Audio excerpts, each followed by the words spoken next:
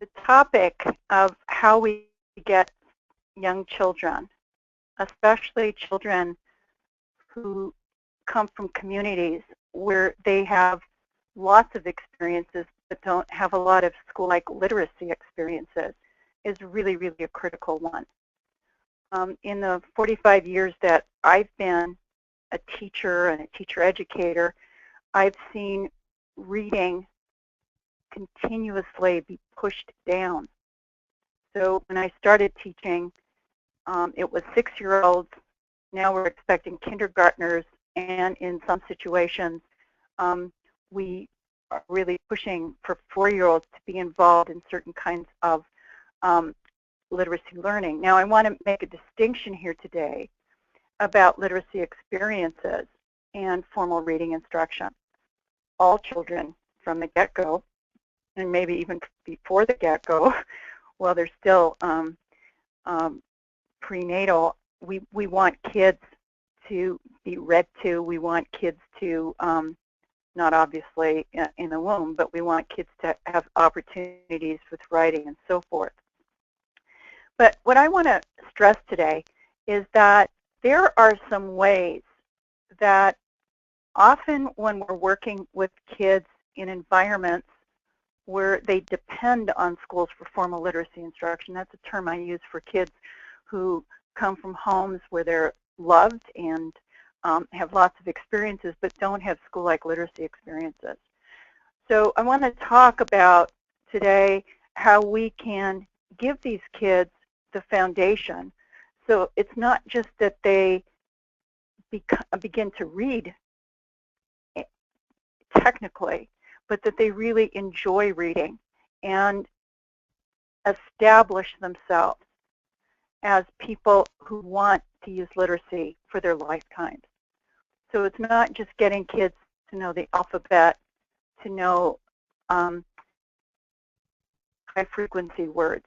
What I'm talking about today is developing a real sense of what literacy is about. And I think especially for the many, many children we have who live in low-poverty homes and who speak languages other than English as a first language, understanding these concepts, or just reviewing them, because I don't think that for those of you in early childhood, these are going to be new ideas. But as we get pressure for different kinds of policies, I think it's really important to review them. So the concepts that I'm going to talk about, I'm going to say that knowing about the world, ensuring that you use books to learn more about the world, is the most fundamental aspect of an early childhood literacy environment. We know that once you're reading, the very best predictor of how well you read is what you know about. And it turns out that people who know some things well do better at reading in new topics. Knowledge about snow and umbrellas and kites and animals. These are critical concepts to be developing, and without conceptual knowledge. So we see a lot of decodable little books where Tim and Kim sit on a mat or do something else inane like that. What I'm saying is what our early childhood programs need to be is focused on the conceptual knowledge and the use of books to invite kids into this incredible world of knowledge that we have in the 21st century. So until I know as a child that books are a place where I get smarter, I learn new things, without that understanding, we start encountering incredible problems in the middle grades and in middle schools and thereafter. And then I also want to talk about concepts about words. So it's not just that we get fixated on letter naming and on high-frequency words and using terms such as phoneme, blend, read, and swap with young children. I'm saying these three things that I'm showing you here are actually very, very abstract notions for young children. A word, like stop, or a word of name of a pet or the name of a plant. Those are real things. A letter such as L in its lowercase form really looks like uppercase I, or the letter Z when turned on its side, 90-degree rotation, becomes an N. So I'm just saying that the notion of alphabet was actually a very, very complex one. And if this is what we focus on with young children, they'll memorize the letters, but they really don't have an underlying sense of what it is that they're doing and why they're doing it. Similarly, the most abstract and difficult words to learn are words like the, which is the most frequent word in English, from, to, the words that we call the Dolch words. Okay, these are very abstract words, and most of them have variant vowels. So that means that kids are wonderfully gracious when they're preschoolers, kindergartners, and first graders. And I've been seeing situations where kids are being asked to take home some of these Dolch words in kindergarten. And what I'm saying is that's a really abstract task for them. So let's see what I'm actually talking about. So I'm saying until you've had experience with lots and lots of text, you can do things like memorize letters and memorize sight words. And you can also be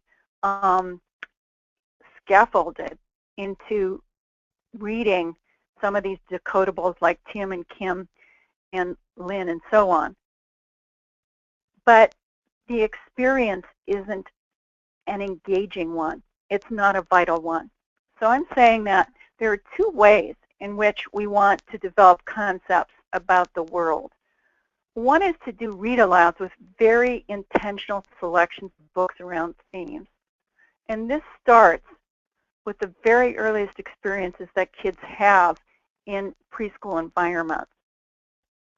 And I'm also going to suggest, that sharing sets of pictures around themes. So we develop vocabulary that's integrated is another really important concept. So let me give you some examples. So what I'm saying is that we want to start developing this world knowledge, and even more importantly, the notion that books are the place where I can learn really amazing things. As long as we stay with really trite books with preschoolers and kindergartners, we miss out on engaging them in this world of literacy forevermore. Okay, so what I've done, and please feel free to use this, and at my not-for-profit website, Text Project, I have more examples of these kinds of books. But I'm suggesting that we, in the preschool and kindergarten classes, want to be intentional as we develop themes around certain topics related to history, related to math. Often we don't think of trade books related to mathematics, but there's some really, really good math trade books. So we want to be looking for ways in which we can not just read serendipitously, sometimes that's fun, but what I'm saying is we want to be intentional in our curriculum so that we're confident that we're developing both the background knowledge that it's going to be so essential when kids get into formal reading, but in addition, we're showing children continuously that books are the place where human beings store really interesting knowledge. Here's another example. I mean, books about animals and science is possibly the most compelling area for kids. And let's not be thinking that there's a gender difference here in who wants to really look at informational, hear informational text. All kids are really hungry to learn things, and books about animals is a a really important aspect of this. But so too are stories of other children in other parts of the world. And we're living in a time where we just have this glorious children's literature. And what I'm suggesting here is that we ensure that we're bringing in books about artists and about music, because for some kids, these are the areas in which they don't have background knowledge, or when they come to stories where some of that knowledge is assumed. Keep remembering that narrative text makes lots of assumptions about kids' knowledge, for example, about what the instruments in an orchestra might be, for example. Narrative texts are a lot more cryptic in the background knowledge they provide. So we want to involve children in lots of topics that are integrated. And I just want to stress that again. I realize that this isn't new information, but it's important information for us to remember, to build our curricula on good children's literature that has some underlying connections and themes. And the same as we want to do with literary knowledge. So we want to involve kids in lots of different kinds of poetry, in fables and tales, as well as in stories new and old. Okay, so my basic point here is, let's not just do random topics, but make sure, and let's not just stay with, topics about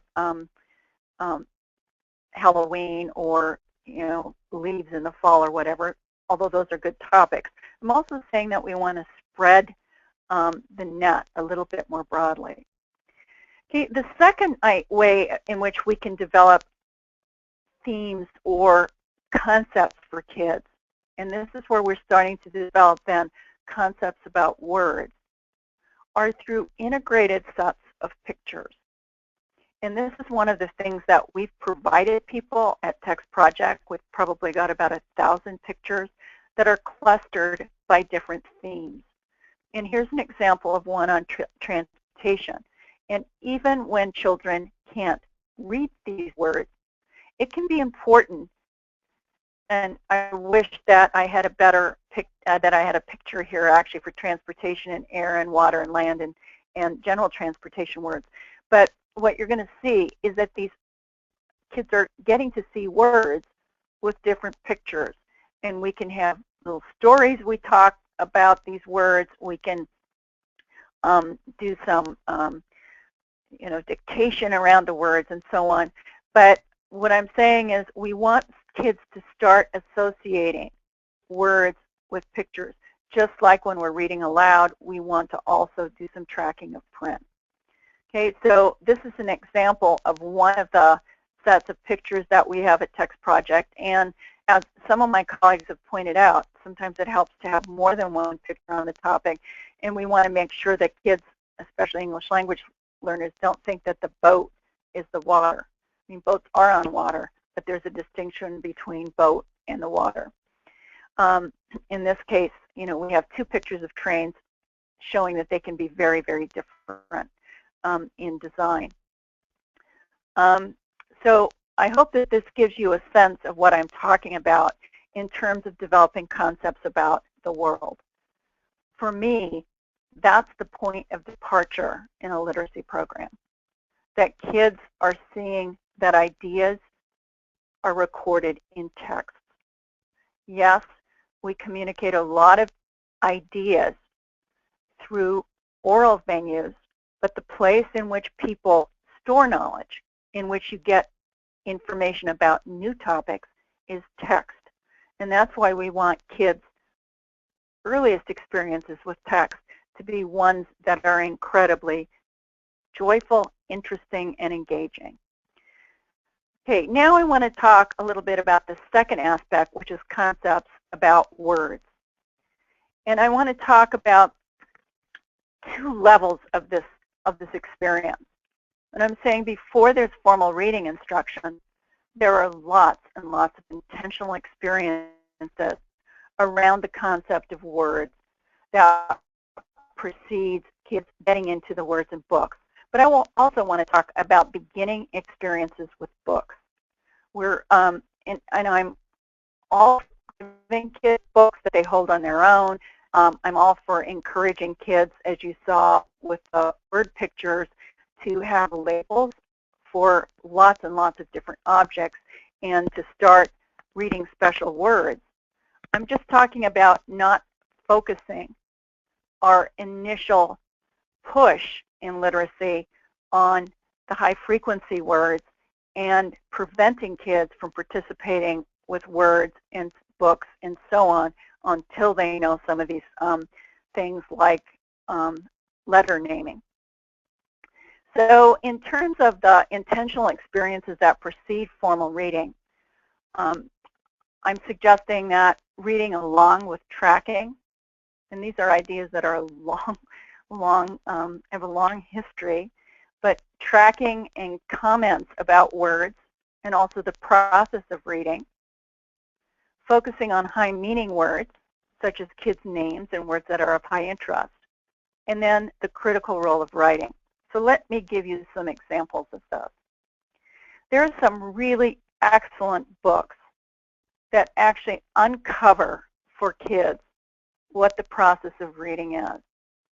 Keep remembering, reading, unlike talking, is a fairly, when you're doing it silently, is a fairly, experience that's happening inside the black box. We can watch somebody read. In fact, as we move up the grades, teachers are often really concerned that when they've assigned silent reading, kids aren't actually doing it. How would they know, right? And which is why then often we go into far too much oral reading and not enough silent reading in the middle and upper grades. But what we want to do is read aloud about what the process of reading is like, and that there are things that I can read. Okay, we want to do a lot of tracking of print, and here's an example in a preschool where the teacher has made books using a theme, a repetitive structure. I see, like from the Brown Bear or Polar Bear series, so the teacher has had the kids actually make their own additions and creating their own books, and then doing a lot of revisiting of that. So we want there to be attention to words, especially pointing out where I get the words that I'm reading to you. And one of the best possible ways, and this is from a preschool in which I did some research, is in this classroom there was a lot of attention to the children's name during beginning community time, circle time in the classroom. So kids were looking at the letters of the kids' names. They were distinguishing between, some of these appear to have both of their own. And as you see, it must be time, but what I actually really want you to see this other slide. What it is the alphabet with pictures of the kids in the class underneath the letters of the alphabet. So kids are not just seeing the alphabet as something that's being incredibly abstract, but actually has some meaning. The letter B doesn't have much meaning to a kid, but in the context of Bianca or Blake, it has meaning. Okay, so this is, I think, just a really excellent example of what can happen in a classroom where we're presenting kids with very meaningful exposures to words. And then the other aspect is the relationship of writing to reading is a very, very strong one. The more we can have kids enacting what their knowledge of the letter to sound correspondence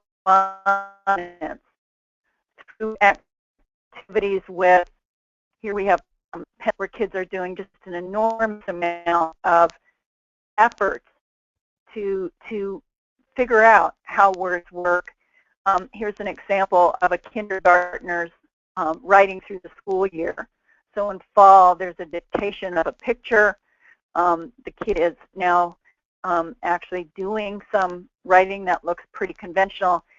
And finally, there's some more extended writing. But what we want is to have a lot of opportunities around the classroom for kids to text, for kids to do activities with sorting words according to beginning sounds and ending sounds, sorts that are in different classes that are of interest, sorting pictures of words that have the same sound, sorting word cards to make sentences. We want a lot of tactile, hands-on experience with young children around words. Different kind of thing than just emphasizing some of these words on their own, which happens when we focus on word lists. That's not what we're doing here. We're having lots of opportunities to write preform letters with preform words. And this gives another example. I absolutely love magnetic letters, where we can do a lot of listening and selecting letters associated with different. You know, for kids who are in communities where they have lots of school books, you know, words like tan, at, we're using words that are highly familiar to kids and also have some interest. But what we want to do is all start with the high imagery words, because human beings, including adults, remember a high imagery word a lot more quickly and for a longer sustained time than they do more abstract words.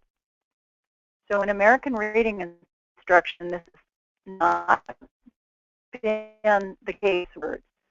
And I'm saying those are words that you collect in your classroom, words like the transportation words that I showed you, children's names.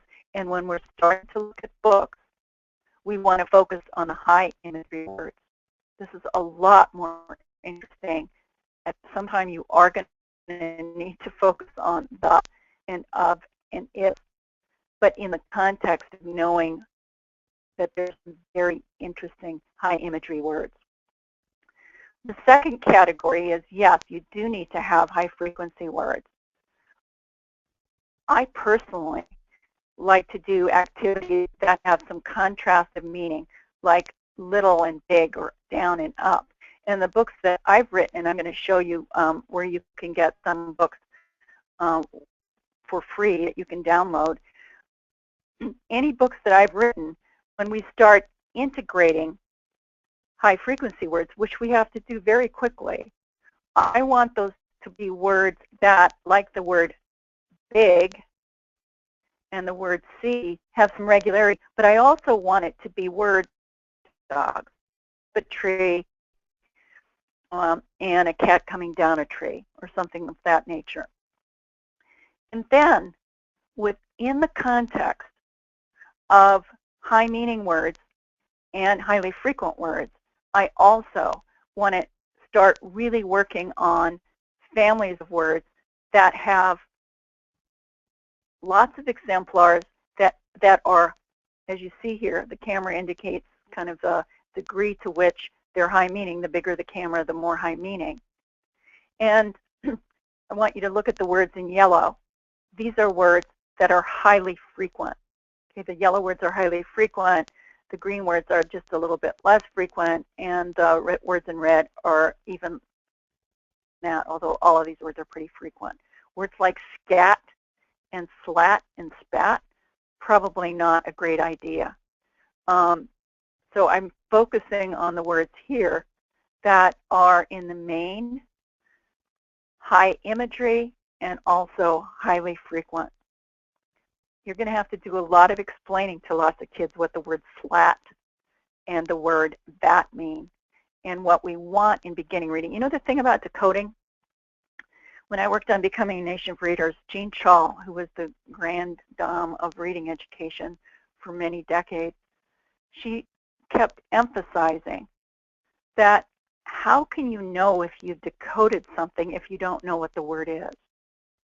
So when we give kids nonsense words or words that aren't in their meaning, you know, like gnat, it's difficult to know if I decoded it appropriately because I don't know what that is.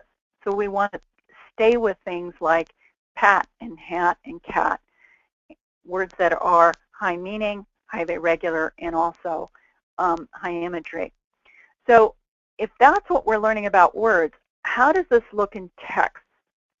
And here are examples where we want to sequence text so that some of the ideas keep developing, but we keep building on that knowledge. Okay, so in the beginning reads that I'm going to give you a URL for, and these are all open access texts, the ones that I'm showing you here. They're all there for you to download for free. What I want, do you see here where I'm doing the contrasting, big and little, green and red? But I'm progressing in terms of the complexity of the patterns. And while I'm not suggesting kindergartners are going to get to this point, in the beginning reads, we keep moving from short vowels to long vowels. And here again you see everything's in the context of very, very high meaning. We also want to give kids, I'm suggesting at least 2 to 3 texts a day that kids are holding in their hand as 4-year-olds and 5-year-olds. Doesn't mean that they're reading them by themselves, but they want to see these words in lots of different places. We need to have some consistent data. What we've been doing in American Reading Instruction is in the models of decodable text, we've been giving kids lots and lots of exemplars, but we haven't been repeating the words over and over again. So what I've done is take words from examples of books from lots of different places that I have in my classroom collection. This is from Ready Readers, a project that I've been involved in. And what we want is to let kids see these words like cat and nap in lots of different situations. So what I'm saying is at least 2 to 3 texts a day with some of these words repeated over and over and over again. Okay, so for resources for books, the Beginning Reads program is at textproject.org. I'll give you the URL for that again. So I want to tell you about that. These are examples of the beginning reads. I'm giving you ones that are just a little bit harder, that are more like for first graders. But there's also a set of Ready Readers that are available for free download at wegivebooks.org. And as you see here, up till the books A Hunt for Clues, Moon Stories, Cowboy Roy, all of these books are appropriate for preschoolers and kindergartners. Okay, and if you want additional books that are for free download, I have a Pinterest site that's associated with Text Project. So here's the Text Project, textproject.org, and here up here you see at this is on the home page, not the content here, but this set of symbols are on every page at Text Project. In the Pinterest site, I've actually curated some open access beginning reading books, okay, like the mustard seed books. There are a couple of other sets. Also the set from Unite for Literacy.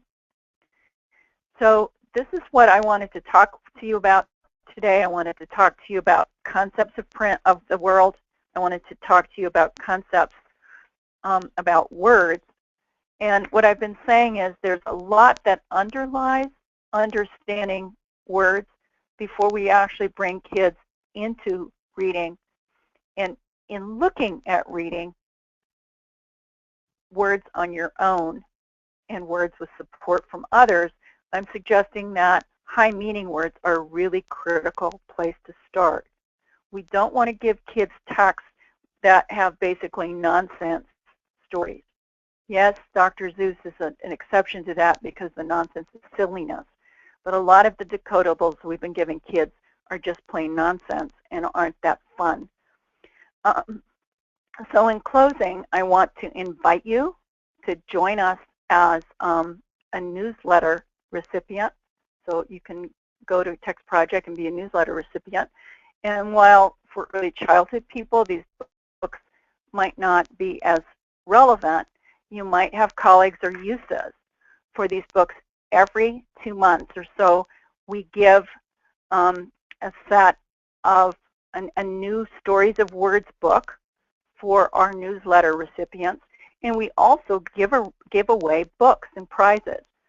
This month, in celebration of the talk that I'm giving here, we're giving away a program on which I work called Zip Zoom.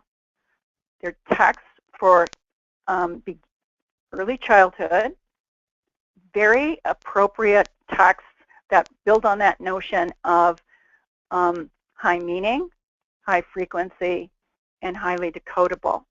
So if you join us by November 10th, you'll be part of the drawing. I think we're giving away 3 separate sets of books, so you'll be eligible. Every month we give away some of these books, and we also give away prizes.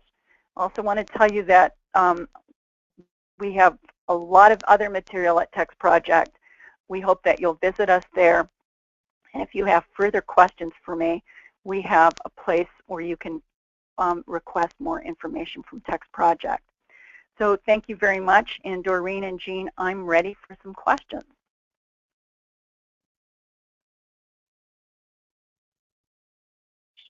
Okay, so our first question is about letters. So it's how many letters should children recognize before they start kindergarten? From my perspective, first of all, the research from some time ago indicated that if you knew about 20 letters, you're probably going to be able to learn to read just fine. I've been suggesting that for lots of kids, I'm talking about kids who don't speak English, kids who come from very low-income environments, kindergarten may be the place. I mean, I'm not going to set letter knowledge as a prerequisite for getting into kindergarten as, you know, a gatekeeping kind of thing. What I've been suggesting here is that there are lots of ways in which we can support kids in knowing about letters and words in very interesting ways. I personally think that the pattern of teaching a letter a week can have some problems because, I mean, all letters aren't created equal. Some letters are much more important in English. There are about 10 letters that, excuse me, account for a lot of the uses in words. So I think we have to have a flexibility about that notion. Keep remembering you don't have to know all the letters. You don't have to know Q and Z. Those don't happen in very many words at all. So from my perspective, we can engage kids with books, with writing. I think writing's a great way to learn about letters and why the letters matter. And I want to keep reminding people that letters are actually a pretty abstract thing, and that, you know, turn a D 90 degrees and then another 90 degrees and another 90 degrees, and you've got 4 different letters. There's nothing else for young children that requires that fine-tuned level of discrimination. You know, even numbers, counting, can represent something pretty concrete. But a letter is actually a pretty abstract thing. A word isn't when it's associated with something that's meaningful. So I'm just saying I think we've often obsessed about letters. You know, I hear a lot of people telling me stories of, you know, what my 18-month-old knows his letters, and, you know, little kids can memorize things. That's not what we're talking about here. It's actually, it's embedding the letter in words and also knowing how those letters are associated with different sounds. It's important.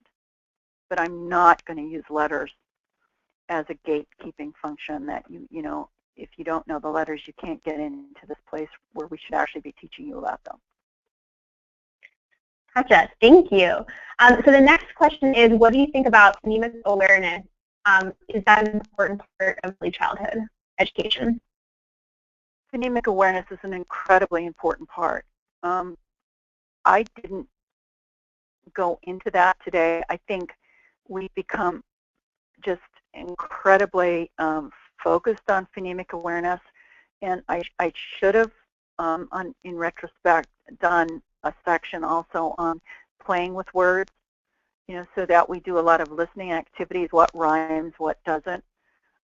It's also phonemic awareness matters in the context of actually, sorting and moving the letters, and so I was showing that activity with the magnetic letters changing cat to mat to man to back to mat and then maybe to pat.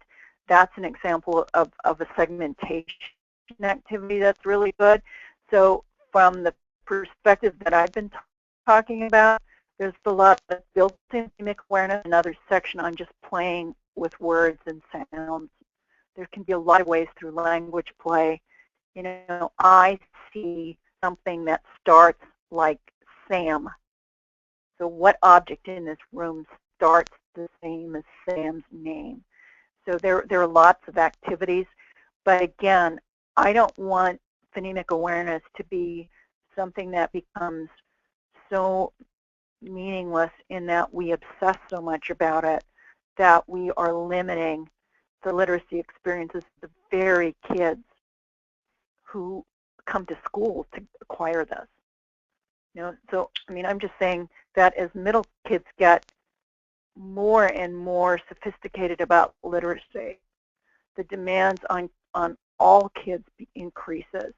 And then sometimes we actually create these policies that say, you can't be in kindergarten unless you know this through X or Y. And then that pushes down into 4-year-old programs where we're kind of pushing them to know. There's very compelling research that shows that when we look at international comparisons of kids in 4th grade, 9-year-olds, we can't tell from the average which countries started earlier or later in terms of starting their kids in reading. But we can tell from the degree of variation from the highest to the lowest which ones started earlier. And those that start really early and start pushing conventional literacy, and please don't think I'm saying don't involve, I'm saying we involve kids in really rich literate experiences. But when we take the literacy components out of the context of meaning, we actually create incredible obstacles for the kids who come to school to learn these things. So,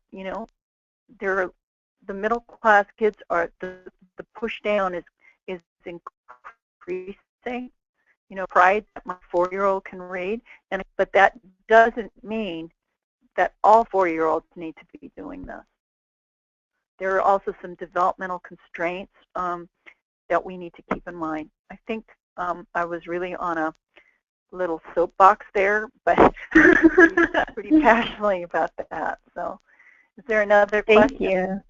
Yeah, so this question is coming from a kindergarten teacher, and it says, the core reading program in my school has books called Decodables. How does that fit into everything that you talked about today?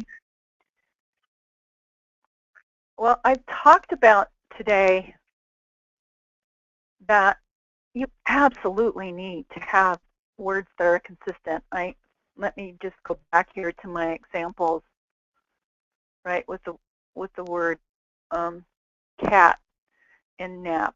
By the way, you need repetition of the same words in different contexts. I don't know that I really emphasize that, because if the same concepts, if you don't see those words over a repetition of the same words, not to the degree that we used to have in the Dick and Jane books, where you kept repeating some of these ideas ad nauseum, but you do need to have at least a modicum of repetition. But what I was saying is that when we have decodables, and I think I showed some of the words here, when we have decodables that emphasize words like spat and vat and slat and net and brat, those might not be words that are really understandable to kids. And yes, the blend makes a difference as well.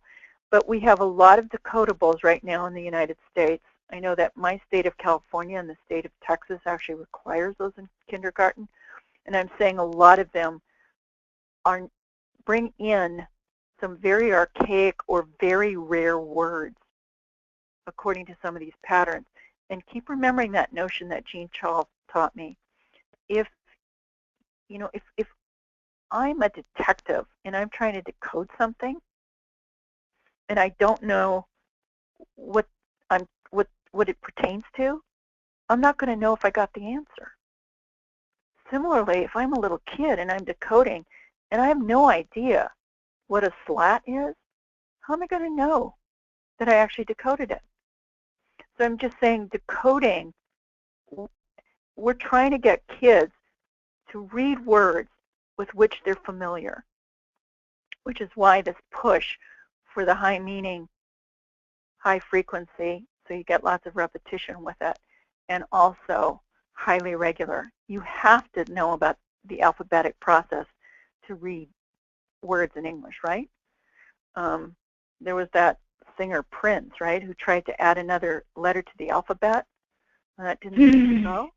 And I was just in Denmark last Thursday, in fact, and they actually have 29 letters to their alphabet.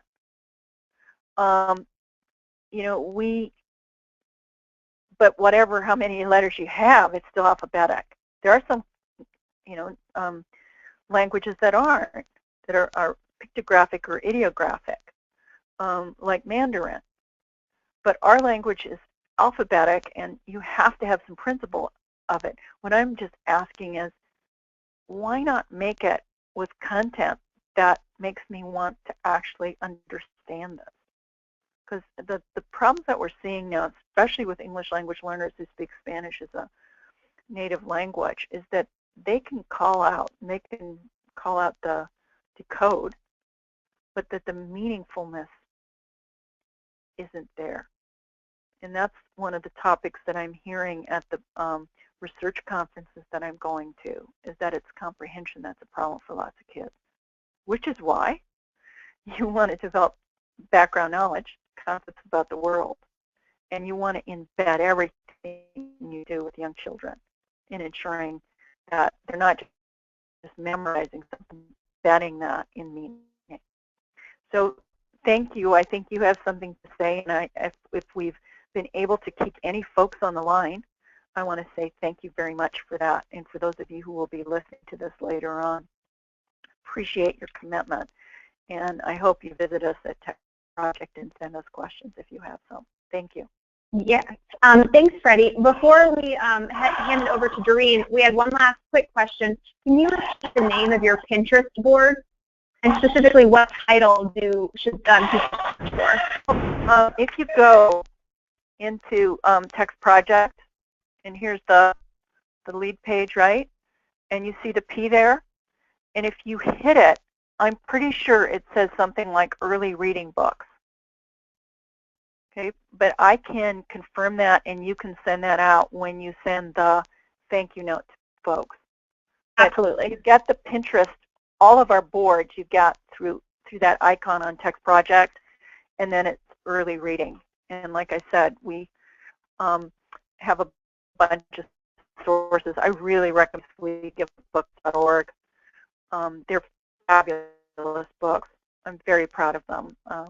They have been almost out of print, and I'm hoping that they won't stay that way. But books like Hop, Hop, Hop and Spots and My Cat, perfect. Popcorn, perfect for young children. Okay, great. So with that, I'm going to pass it back to Doreen.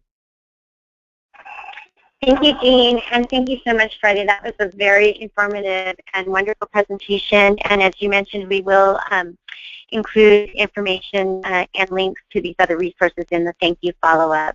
So, also just wanted to mention Freddie Hubert's Ready Readers program promotes literacy and develops student fluency for early emergent, early and fluent readers. The program offers 355 level books organized into 8 stages of decodable text that increase in difficulty. And stage ABC is perfect for PK learners to learn more, you can visit us at pureschool.com. And again, we'll be sending links to the recorded version of this presentation, as well as Freddie's slides and information about the Pinterest location in the thank you that you all will receive as a follow-up to today's session. So thank you all for joining. I just want to jump in here and say that you can get a taste of these ready readers at the WeGiveBooks.org, and the WeGiveBooks.org are free, so you can actually get, kind of have a little, I don't know, brunch taste of what you like before you maybe ask for a sample or something like that. Yeah. Thank you.